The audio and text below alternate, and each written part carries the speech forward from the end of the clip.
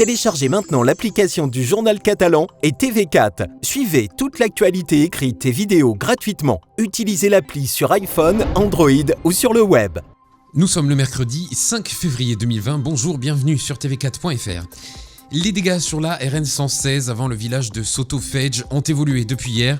Le mouvement de terrain est toujours en cours et l'état de la route ne s'est pas stabilisé.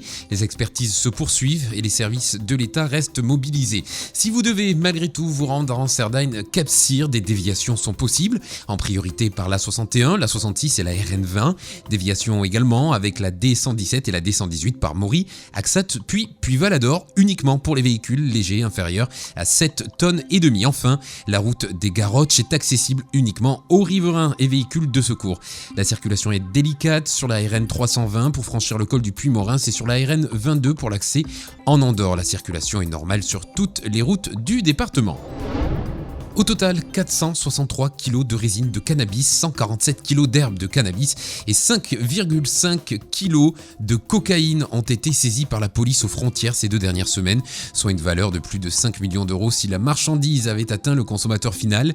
Lundi encore, un nouveau contrôle de la PAF a permis l'arrestation d'un conducteur transportant 140 cartouches de cigarettes.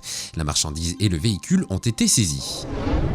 L'Office de tourisme de Saint-Cyprien a participé dernièrement au salon de Dublin Holiday World Show pour la 2e année consécutive. L'objectif de ce salon était la promotion de la ville de Saint-Cyprien, mais également du territoire, un département riche bénéficiant d'un emplacement idéal et de centres d'intérêt attractifs pour les Irlandais. Sur place, les visiteurs se sont montrés séduits par la destination et très intéressés par les bons plans spécialement concoctés pour eux, avec des réductions spéciales pouvant atteindre les moins 42%. Les Irlandais aiment notre département et l'Office de tourisme a saisi l'occasion de la nouvelle ligne aérienne Aer Lingus Dublin-Perpignan, ouverte du 23 mai au 12 septembre pour proposer des séjours avec une prise en main dès l'atterrissage et des séjours alliant l'hébergement, les activités et la restauration.